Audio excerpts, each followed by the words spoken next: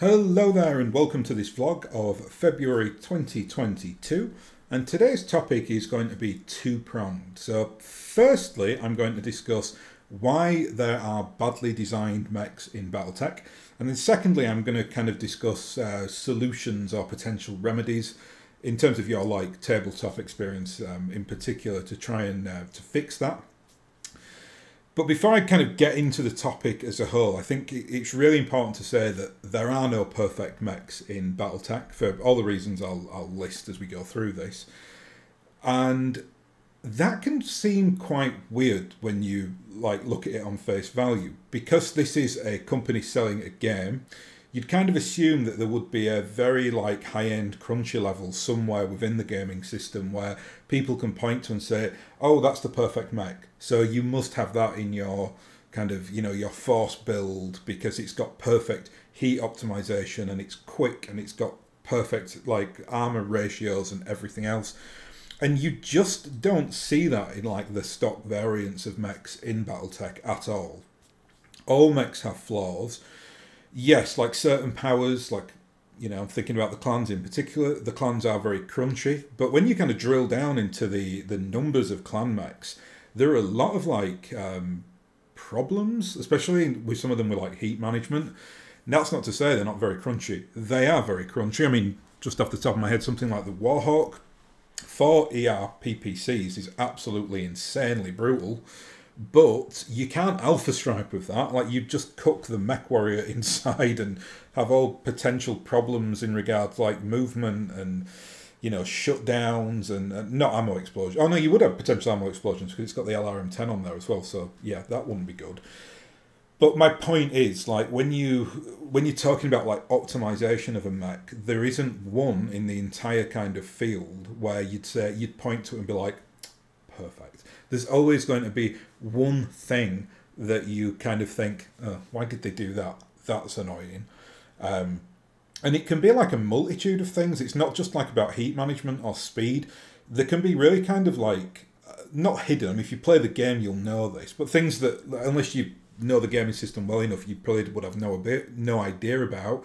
For instance, if you had a side torso with nothing in it apart from 1 point of ammo, that is superbly dangerous. That is playing Russian roulette with your life if you're a mech warrior, because if you take any crit on that side, it's going into the ammo regardless of what you do, and your mech goes bye-bye. So there are certain things where you look at mechs and you're like, why on earth would anyone have designed it thusly? It just seems so bizarre. And I've kind of got a list here about things where I've been thinking about this over the last, basically last night. I was sat having a cup of tea and thinking about potential, vlogs, and this one kind of sprung to mind. And I made a quick list of why I think there are, these weird and wonderful, quirky, sometimes terrible, sometimes just off perfection, which has its own frustrations in terms of the mech designs. And the first reason is very lore-based, and that is that BattleTech is a real-world universe. So it has in it things like marketing. And, that's good. That's, for me, that's one of the massive appeals of BattleTech, that you can read a BattleTech book, or you can read some of the in-world lore or something like that. And the characters will kind of go to a pizzeria or a Chinese restaurant or something, and I really like that element of it. I like that it's got such a human quality to it, a human quality that we can understand. Whereas if you look at most, out there, whether it's a gaming system or a sci-fi franchise or whatever else, it almost seems, it either seems apocalyptic or clean. They're the two styles that you usually get. So you either get the Star Trek, everyone can get anything for free, so nothing really matters to anybody, or you get the, oh, resources are so scarce, we can't get anything here. Why I love BattleTech is because it, to me, is a vision of the future. I mean, keep aside the mechs, I'm talking about the actual geopolitics. If humanity ever got into space and did what happened in the BattleTech galaxy, I can kind of see humanity doing something silly like that, regressing into a feudal political system. simply because they'd have no alternative, because there'd be no centralized control if people were just going wherever they wanted. It's, to me, it's like, it's the ultimate like fantasy of the American mindset when there is no more West to go into. You know, like the West was conquered and Americans can't go any farther west. So, like, you know, what do you inevitably do? Well, you dream about the next thing to kind of conquest. It's probably why the Americans got to got to the moon before anybody else. And I think like that's kind of reflected in, you know, the people that initially wrote for BattleTech. It was like, yeah, space is like the ultimate Wild West. And you see that reciprocated a lot in things like Star Trek. Like the original Star Trek from the 60s, which I'm... the 60s Star Trek I am a fan of, but I'm much more kind of aligned with the Next Generation stuff because that's my age. But original Star Trek was very much like a Western in space. You know, like Captain Kirk was a frontiersman, like leading his like posse into like new and interesting adventures. And, you know, I mean, Star Trek never lost that. Next Generation's very similar as well. It's got that like that frontier excitement to it, that like adventurous spirit kind of thing. And BattleTech is absolutely that. But the differences between something like BattleTech and Star Trek is that BattleTech is so real world. Like it's so real world you can smell it. Like you can smell the oil on the mechs. You know, if you're reading the books, it makes great like effort to make you feel like you could live in this universe and completely understand it. And I know people obviously talk about the mechs in BattleTech, and that's obviously a huge thing, and that's kind of the point of today's talk as well. But generally speaking, I think that the kind of the general like IP lore, whatever you want to call it, of BattleTech always trumps whatever's in there, whether it's like the geopolitics, whether it's the mechs. There's kind of that overhanging like I don't know what you'd call it. I suppose it's like a, you know, it's like an in-world rule system where everything's got to kind of maintain its reality. Everything's kind of got to be grounded in regards real-world physics, things like that. So marketing, I thought, is definitely at play in BattleTech. And if you, for instance, if you know anything about marketing, and I know quite a bit about it because I've worked for, like, you know, major firms, within mostly in like communications teams, but obviously communications teams and marketing teams, you know, most companies call it marcoms, like it's two in the, you know, one and the same thing. So I've kind of worked with people at, you know, a high level of marketing, and I kind of know how that world works. And I love how the people that made BattleTech originally clearly knew how that worked as well, which I find really interesting because you see this a lot in like the lore, where you'll have like a factory who create a mech that's just awful, and you can see, I could see this happening in a company, not with mechs, but with another product, whatever else it is, where like the bosses would go to the marketing team and say, yeah, we really messed up on this, but can you sell it for us? You need to find something, you need to find a hook or something to do with it where you can get these goddamn things off our shop floor and we never have to think about them again. Otherwise, we're going to lose a lot of money. And that's what good marketers do. Like, they'll find kind of a hook to sell something on. You've got to kind of find your, like, consumer base as well. You might be able to kind of tie it into, say, like, brand recognition as well. So, for instance, and let's bring this to BattleTech now, you might have, like, a line of really bad mechs. Not like dangerous mechs. It's not like, oh, these things are like suicide machines or something, but like, you know, they're just like really not very good. They've got like, might have bad heat management. So you could like create a deal where you'd say to a major power, look, if you buy 10 of our new line mechs, which are really good and really as optimized as we can get them, we'll throw in like 5 of these free, really quite average mechs. And for most, like, especially like inner sphere powers, there is, you know, mechs are pretty scarce. Like, they're not like, not everyone owns a mech. Right, this isn't like a military unit where, like in America, like everyone, well, not everyone, but a lot of people will own like their own like gun. The mech is not that. The mech is still a very like specialized piece of equipment. You might be lucky and kind of be in a rich family where you've had a mech handed down to you, but generally speaking, they are kind of the, you know, the field of people in the military and people in like, you know, well, like Comstar, or whether it's like big companies or big corporates might own them to kind of defend their properties or whatever. But, you know, like I said, they're not 10 a penny is what I'm trying to get at. So like if any mech is a good mech, like if you can have like a garrison unit mech which is just kind of okay, that's going to keep someone happy and feeling very protected about, you know, in the wider like world. Even if it's like a 20-ton locust or something, like better to have a 20-ton locust than to not have a mech at all, you know, that kind of mentality. So the marketing in BattleTech is super important, and it always kind of gets like inbuilt in the lore, which I love about that. You know, that it'll give like little snippets and stories about how, you know, this particular mech was a write-off, but for whatever reason, an Innosphere Power bought thousands of them because they were running short. The best example off the top of my head with that is the Charger. The Charger is nefariously one of the worst mechs in BattleTech. It's an assault scout mech that's got like, is it 5 small lasers? Like that's its like armament, which is basically like putting a pea shooter on a tank. I mean, it's a bizarre decision. But the Draconis Combine were running very, very short on assault mechs and just kind of decided, well, we might as well just buy them because they're there and we need some assault mechs. Eventually what happened is someone, I don't know if it was the same factory that did this, but someone had the bright idea of kind of looking at the Charger and thinking, you know what, with a little bit of shenanigans, I can turn this into like a Victor without jump jets. So we can put like a big gun on there and some M lasers and some SRMs, and then you've got a proper mech. You know, then you've got a mech that rivals, you know, most like heavy mechs with, you know, like a big gun and some like secondary weaponry or whatever. But the actual like vanilla variant of the Charger is just beyond pathetic, really. It's quite sad in a lot of ways. But it exists for, like I said, for someone had this weird idea.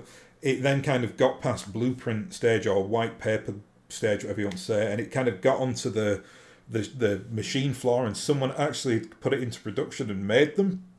Bizarre, but you know, believe you me, most companies make, for every one good decision a company make, they'll make 12 horrific decisions that won't go anywhere. Hopefully for that company, it won't be a catastrophic failure decision that they make. It will just cost them a little bit of money.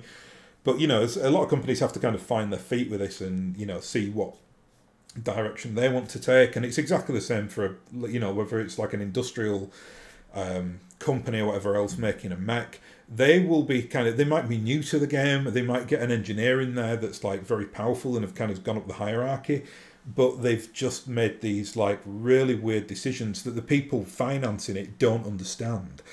And this kind of brings me on to my kind of second point here, which is BattleTech isn't as clear. Oh, sorry, not BattleTech. Like mech design isn't as clear cut as when it's on like your piece of paper. If you are kind of designing your own mechs, or you're seeing how like the gaming system works. For instance, like for us, we can see it as metric, right? You can see that if an alpha strike of a mech comes in at 18 points of heat, and the mech has only got, you know, 12 heat sinks, well, you're kind of thinking to yourself, yeah, that's not. You know, there's a problem with the optimization there on heat, but we can see that as a figure right now in BattleTech as an actual like engineering design. They creating a mech for a mech designer is going to be so much more complex than that. For instance, not to mention even like politics, right? So you've got like the company might come to you and say, right, we've got all these like extra AC2s that are useless and we don't want to, nobody wants them. So we want you to design a mech that's just like walking AC2. You know, it's got like, I don't know, like something like the Mauler. The Mauler's got like 4 AC2s on the side torsos. And I kind of think like so the company that designed them all probably had them hanging around the back and loads of them, and they couldn't shift them, and they were like, yeah, let's just put them in there. That will kind of work. It's 4 guns, 4 big guns on your mech. Now we know, because we know the stats of an AC2 in terms of the actual gaming system, that the AC2 is not very good. But in terms of BattleTech, like if a Mauler turns up outside your property to protect you, you're going to feel pretty damn comfortable about that, especially when you see those 4 guns sat in the in the center torso. You're not going to be thinking of like range optimums to damage and stuff like that. Like it, you know, and that happens every day in like you know, in how marketing works. Like they will, good marketers will basically grift you to the nth degree to think that their product is the best, when actually you're just probably buying something quite average that you've been like duped into purchasing. And with mechs, it's absolutely no different. And again, for us, you've kind of got to get out of the mindset of this is how it exists on the page within the, you know, the confines of the gaming system, and you've got to put yourself into the real world, which is, it would be far more complex than just kind of, you know, doing heat scores. Like if you've ever done testing on like a computer, and you can test like, you know, your graphics card and how much heat it generates and things like that. Like, yes, they've got the ability to do that, obviously, with a mech, but it's more complex than like, oh, you know, the engineer says yes or no. It's, well, engineer would love to do this, but unfortunately can't do it because politics, in-world reasons, shortage of equipment, who knows what else. And that's what gives BattleTech its real flavour. And to kind of demonstrate this, I'm just going to read you a quick paragraph from a technical readout for the Enforcer. The Enforcer is one of my favourite mechs, but it's definitely got flaws. It talks about one of those flaws as well in the technical readout. So I'm just going to read this out and make of it what you will, and discuss it a little bit afterwards. Forgive me, so I'm going to have to look over here because this is where my notes are. The Enforcer's biggest flaw, though, was its limited ammunition stores. Though when possible, a truck and crane reloading system is used during less mobile battles. That always perplexes me, like just putting a ammo truck next to you. It happens in BattleTech. I mean, you can do it with like Blackjacks and Enforcers because of the nature of the actual mech. Anyway, I'll continue. Attempts were made to replace the small laser with another ton of ammunition. However, there were complicated linkage problems in getting the ammo from the left torso to the right arm. That's the key point there that we'll discuss. Increasing the rate of jamming or reducing the rate of fire to unacceptable levels. What's more, the rounds had to be routed along the mech's back where its armour was weakest. Right, so 2 points there that I really want to discuss, and that's first of all that issue that you have to get ammo from left torso to right arm, and second of all that they were terrified because that ammo stream went along the back, which is nefariously for Enforcers, have got very like low levels of rear armour, because they are just like walking gun turrets. So the idea with an Enforcer is to kind of get them in position and then shoot. You know, you're not there as like a mobile skirmishing unit or anything like that. So you don't really need that, like, you know, you're not going to have to be falling back and having to show your rear side to an enemy necessarily. And if you do, you're in a lot of trouble. But let's just discuss those two things because they are superbly interesting when you kind of read between the lines here. Now, important to say before I discuss any of this, none of this exists within the tabletop like gaming system. So there is nothing to say, well, if you've got ammo in your left leg, that cannot feed the right arm gun. Now, for us, like if you're thinking about that logically, that should be an issue. Like you should be like, actually, how on earth does that work? You know, like loading the ammo up from left leg to right, what? The reason, though, that I think they've not done that is because that would massively overcomplicate things. You know, like it, for me, I like it that they've done it that way as well. It also gives them ability to move ammo around. So, like, you know, you might want to put ammo in a really precarious place because, like I said previously, you know, you might have 1 point of ammo on a side torso which is lethal, but you've done that on a mech that's really, really good because that way you've kind of added a lot of spice to that situation. Like, yeah, you can bring this mech, it's amazing, but there is a danger. So, like, it's not within the gaming system, nor is the rear armor factor. Like, you know, oh, well, if you have ammo going from, like, one part to another part and it crosses an ammo section which is weaker, if you get a rear hit, then you've got an increased chance of having an explosion in that part. None of that exists in the gaming system. None of it. That is what I've read there is all complete fluff, right? But it's there as an explanation, you know, an in-world explanation for why it is thusly and why it was considered a problem to put more ammo in. Really, what they've done is they've made the Enforcer, they've given the Enforcer, which is a very, very competent mech, they've given it a weakness, which is a low rate of ammo. And that is just them kind of rationale in it so that you then don't feel the need to question it because it's there in black and white. There you are. So that's the... Why do Badmix exist in BattleTech? Well, they're the two reasons that I can really think of. Like, both in world, rather than within the actual tabletop game. That's marketing and like engineering pressures, political pressures, things like that. So I think they're kind of the two, you know, like I said, they're the two reasons why I'm kind of giving it in terms of like main core reasons. I think there are other reasons as well though, and these are all to do with tabletops, and I've kind of dealt with them one already a little bit, but I'll deal with all three. The first one, which I've kind of gone into a little bit, is that it does keep things interesting.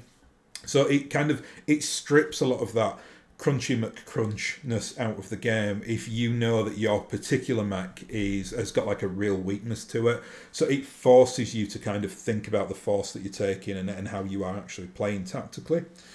The second reason, and I think this is actually a massive factor, is that it makes games a lot quicker. Because mechs that are like super crunchy, you know, if they had like complete 100% optimized armor and they were very, very quick, so they were hard to hit, those games are going to drag because it's going to be very, very difficult to kind of get like crits on those mechs and, you know, like good levels of hit and strip all the armor off, things like that.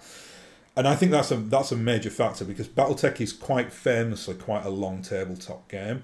So adding a little bit of like quirky variety in there speeds things up considerably. And if you've got that 1 point of ammo on the side torso of a mech, you know, you've probably, I don't know, you may be talking like a 1 in... well, it's going to be like 1 in 50 or 60 chance. You know, if you think about it in terms of you need the double 1 to get the crit. Then you've got to kind of... Well, actually, no. I mean, if you did get the crit, then it would... If it was just 1 point of ammo in the side toss, it would explode anyway. But let's say you had 2 points in there. Let's say you had some SRM ammo and a heat sink, for instance. It's a 50% chance of hitting. So you can say then it's, I don't know, about 1 in 40 chance that you're going to blow the mech up.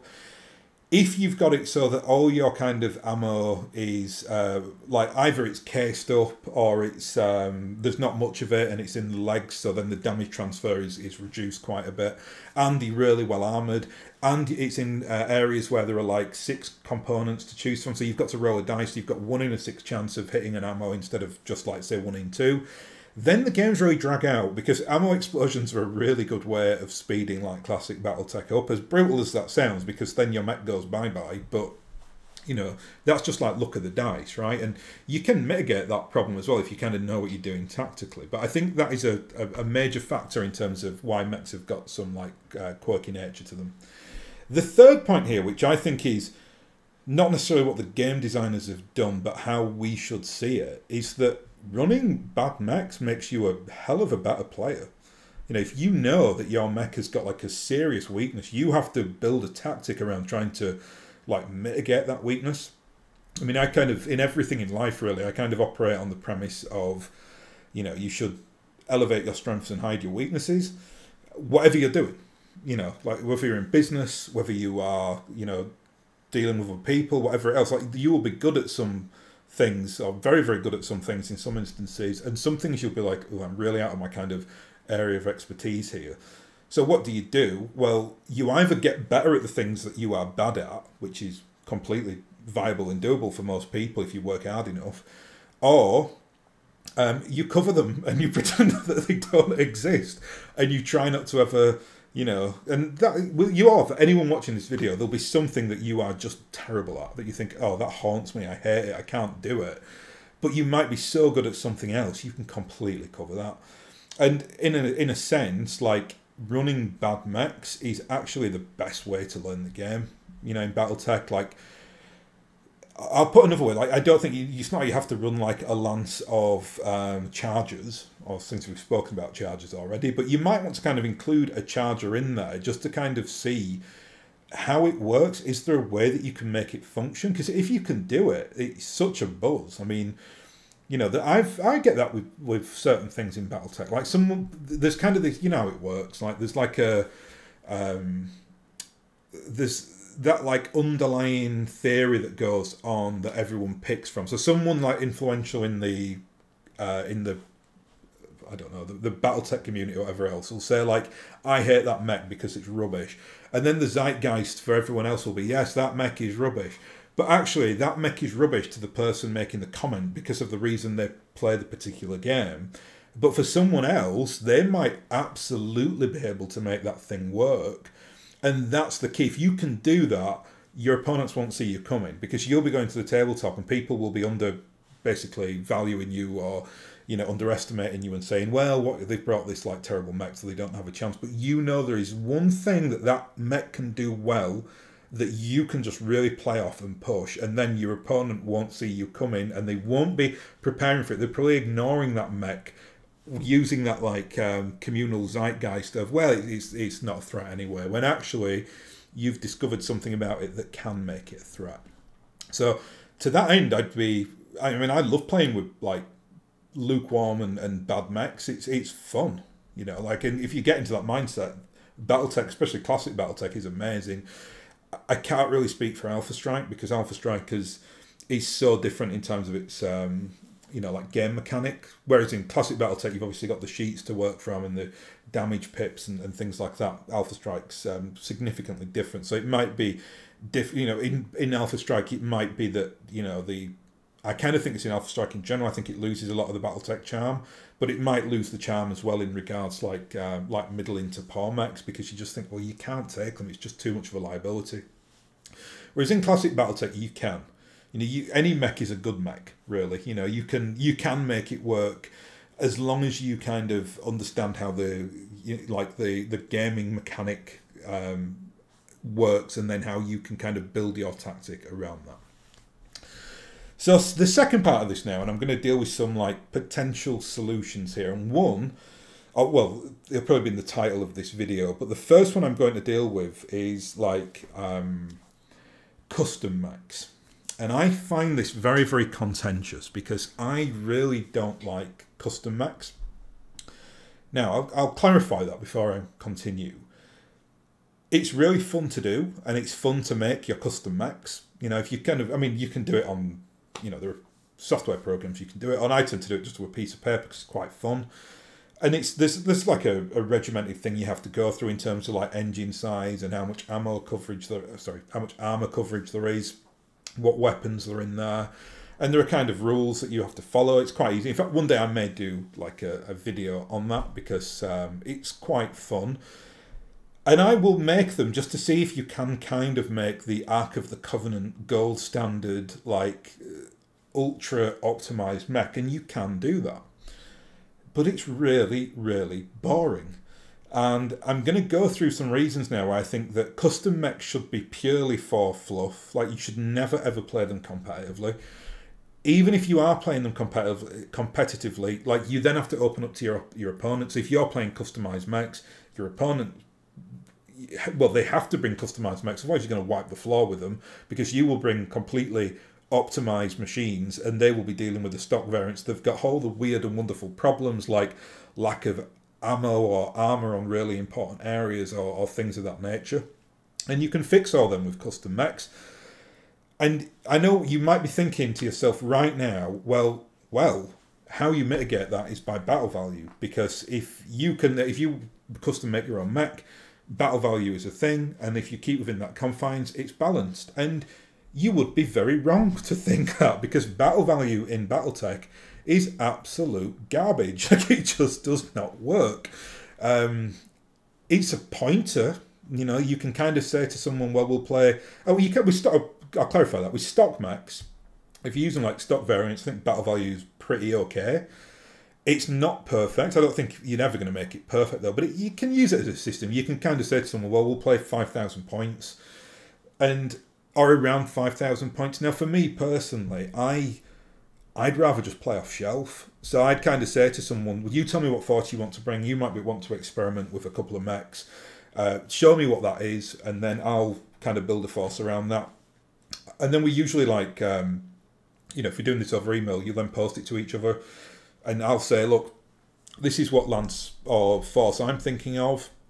Do you want to make any changes? And if I put something in there that like, oh, I can't, I'm going to have to change that because I can't compensate for it, they might come back with an amend, and then I might make a final amend. And I don't think I've ever gone back to someone more than like once, right? So like, you know, as long as you, that's kind of how gaming works, right? On tabletop, like if you've got people who are reasonable and are not like uber competitive or silly, you want to have fun and you want to kind of try new things out and kind of, yes, it's competitive and it's fun to be competitive, but you're not, people aren't turning up at my house and like, you know, I've got to win, I've got to wipe the floor with them. Like people who do things like that to me are quite childish. I just, you know, in fact I quite like it if you're playing a game and it's a really fun game and you get like smashed.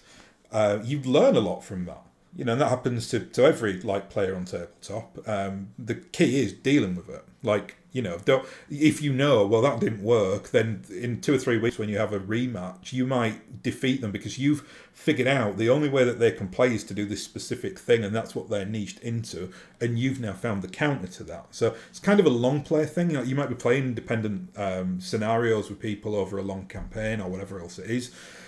Losing is part of the fun. I never ever got into the mindset of like, and a lot of people said, oh, if you're on a tabletop and you're just getting smashed off the tabletop, it's utterly miserable. All you have to do is change your mindset a little bit to think narratively. So, you know, if it's like the charge of the light brigade-esque situation where they're going down guns blazing, whatever happens, it's fun to play that. Just put yourself into that environment as a tabletop player and you get a lot out of it. So, you know, like the crunch element to it, and you know there are people who like I have played with in the past who like the crunch, and if I know that, then I'll kind of up my game a little bit, and it might get a little bit more competitively, and I might be doing a little bit more to win, as opposed to just like playing casually or whatever. So like custom mechs to me, they do spoil a lot of the fun when it comes to the. For one, like I said, that umbrella thing that exists within BattleTech of like the world being the, you know, the key factor, and then everything that exists with it, whether it's the geopolitics, the characters, the mechs, they're all then part of that. It really does spoil that. And, you know, again, the battle value factor, you can talk about length and talk about like that it needs to like the battle value would need to be better in order for you to customize mechs, but I don't see how that would work. And I'm going to give you an example now of within the game of why I think battle value is a real red herring if you're trying to do that on custom mechs. And to do this, I'm actually going to use an example of the Panther. This is the regular Panther, so the PNT-9R. Very, very famous mech, a Draconis Combine mech basically. It's got the PPC in the right arm and it's got the SRM4 on the chest. Now, this is a mech that I would say about the Panther, it's completely okay. Succession-wise, I think the Panther is a really, really solid mech. You know, a light mech with a PPC is always going to be quite dangerous. It's jump capable as well, so it's got that manoeuvrability. Where it really kind of lets itself down, though, is with the SRM4. Because if you think about this, like, and obviously a PPC has extended range penalties, so if you're within 3 hexes or 3 inches of an opponent, you're going to have to, you know, it's harder to hit basically. The SRM4 though is a pretty like short range like weapon system. So what happens with the Panther, and I've played it quite a few times on tabletop, is it teases you to want to kind of get in closer for a skirmish, and that's the moment when you lose the game, or you'll certainly lose the mech. Because it's not a, you know, it's a 35-ton mech, so it's pretty lightly armoured. You know, for a light mech, it's not the worst, but I mean, just in general, if it's going against a 75-tonner, it's going to get absolutely wrecked. So, ideally with a Panther, you want to kind of sit it back, just use the PPC, but I guarantee you what will happen to you. You'll get that rushing blood to the head at some point, and you'll be like, oh, I've got to get those SRM4 hits. So you'll jump in, or you'll walk in, run in, whatever. You might have some terrain in your favour, and you'll fire the PPC and the SRM4 just to get that little bit of extra damage. And I guarantee what will happen is that as soon as you do that, you basically leave yourself massively exposed to your opponent. Your opponent can then turn its weapons on that Panther, and the Panther will die. Right? The Panther really only works, you know, as a with its PPC is if it's hitting from distance, because that's where you can do it without threat to the Panther. If you're not going, if you're shooting at like middle or long range, It's going to be harder for your opponent to hit you, obviously, so your survivability will go up. But if you only hit 1 out of 3 with a PPC, you're still doing 10 points of damage to a mech. You might look out and get a crit. You might look out and get a headshot. Like, it's a good mech just for the PPC. The SRM is problematic in that particular mech. And what you hear a lot, and I've heard people say this, either on like certain YouTube channels, I've certainly heard other BattleTech players say this, saying, what a shame, like if the Panther had had the LRM5 in there, it would have been a mech thought of as, you know, or as highly as thought of as the Wolfhound. The Wolfhound's got the L laser and 3M lasers, no jump jets, but they look very similar. I mean, the Wolfhound is actually the Fedcom. It's like Fedcom's light mech to counter things like the Jenna and the Panther, and it actually looks very similar to the Panther. Very, very similar, actually. Especially if you've got the new like Catalyst models, like it's hard to distinguish between. The only way you can see, like, you know, on face value is that the Wolfhound's got 3 pretty prominent M lasers on its chest. But apart from that, they look incredible. Oh, I think the Panther has little ears as well, quite cute little like cat ears. So that's another distinguishing feature. But they are very, very similar. And the Wolfhound is generally seen as like the best light mech in BattleTech, especially for the Industrious forces. And I absolutely wouldn't disagree with that. The Panther, though, is just seen as very, like, okay, it's solid. But I do think if it had the LRM5 in there, and with the jump jets as well, and the PPC, then you're talking about a serious skirmishing mech that can really, really harass and annoy the opposition. As it is, though, it's, you know, it falls pretty significantly down from, you know, from like the top range, like light mechs in BattleTech. So the question therefore is, well, if you go and customize your mech, like even if it's just a little tiny change, so you take the SRM4 out of the Panther and instead you install the LRM5, now you'd have to do like a little bit of like, you know, shenanigans to do that. For instance, just looking at the... Oh, actually, no, I was wrong. I was going to talk about the tonnage. The tonnage on both is the same, which makes my point even more so. So both the SRM4 and the LRM5 weigh 2 tons. But what we're going to talk about is battle value here. Now, the battle value for the inner sphere for the LRM5 is 45. The battle value for the SRM4 is 39. So a mere 6 points in difference. Now, keep in mind with battle value, you play up to like 5,000 points, and that might get you 4 or 5 mechs on the table. So 6 points in the grand scheme of things is nothing. But in the scheme of the Panther, it turns the Panther from meh to amazing. No, I won't say. I'm going to try and say amazing there, but that's stupid. Amazing. You know, it's just a very, very capable long-range skirmisher, just with that 6 points of increase in value. So when you are sat there thinking of, oh, I just changed this one tiny little thing in there, and it's only like a tiny thing, you've literally skewered the game massively, like in your favour. Now, if you want to play with people like that, that's fine. As long as you both know the rules. Like if you say, well, we're bringing custom mechs up to 8,000 points, and then you go completely like Crunchy McCrunchface and decide to like, you know, bring mechs that have got, like, they're all kind of padded out in the torsos with heat sinks, so you can't really do any like crit transfer damage onto the centre torso, and you've stripped all the ammo out of there, so you're only using energy weapons, so there's no ammo breach shots or anything like that. Okay, first of all, that's boring it's just my opinion, obviously, but second of all, and I've kind of dealt with the factor of why, you know, I think it's one reason why they actually do make pretty substandard mechs is to speed the game up, because mechs go bye-bye quicker. That really slows the game down. So if you're going like lance on lance and you've both got like ultimate crunchy mechs, you're going to be there probably for 30% longer. Right, because you're probably not going to have any ammo hits. You're probably not going to have any crits to the centre torso. You're just going to have a grind down of armour values, like, you know, staggering down until... And that, to me, completely defeats the point of BattleTech. So, as a solution for Badmix, is customising your own mechs a viable solution? Well, no. Not if you want to kind of keep, again, go back to that thing of the umbrella that we all kind of exist under with BattleTech in terms of its, like, wider...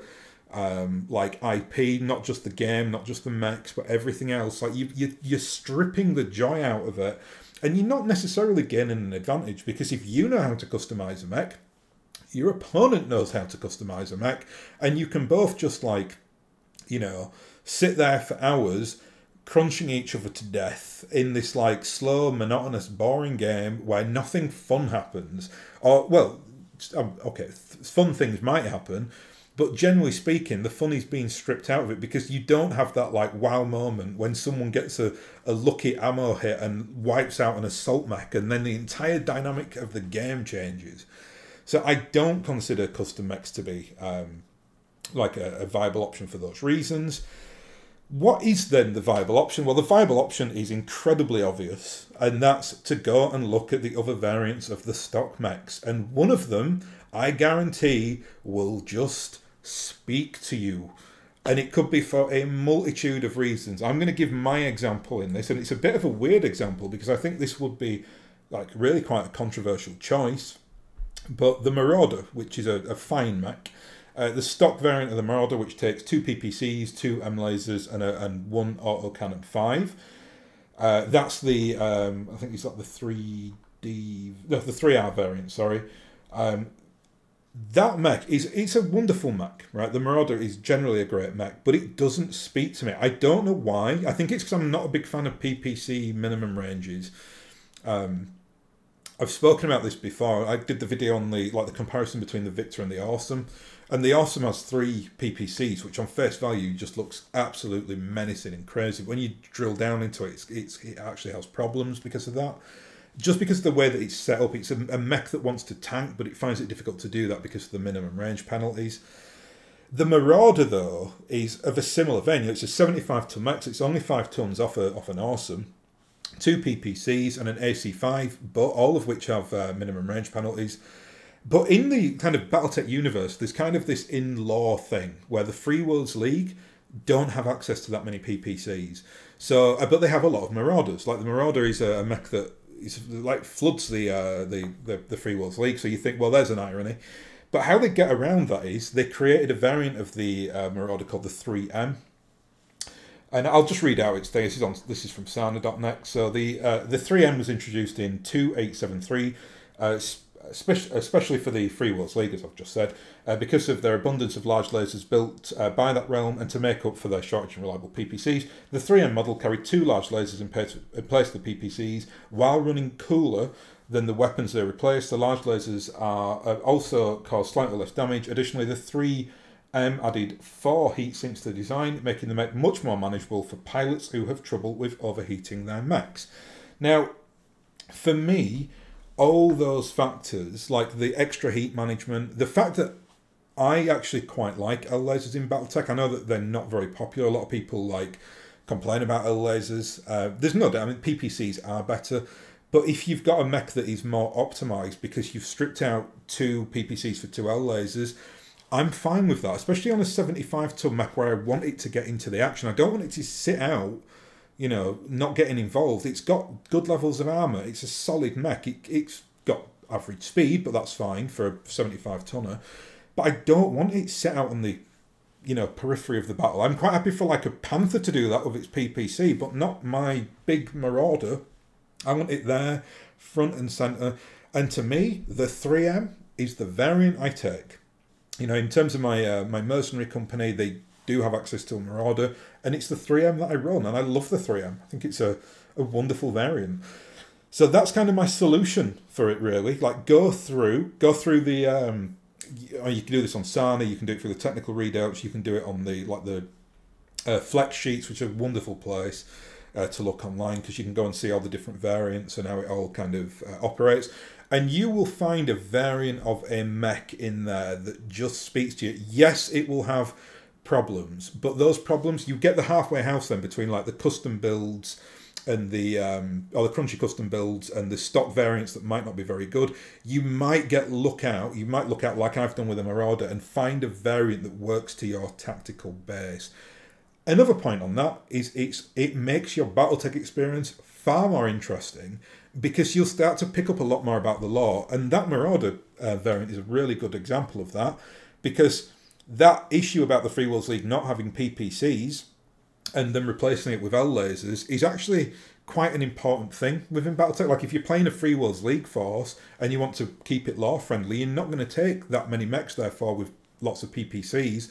So it makes you think differently about that particular component and how that particular power play and where they kind of sit within the wider narrative. And it might get you into reading more lore about the Free Worlds League because they've been fleshed out there a little bit, and there's some kind of like, you know, there's a tabletop engineering reason for why they don't have PPCs that's quite interesting in the world of BattleTech. So I think I'm going to leave it there, because that's my little chat today on a subject that I think is like super interesting.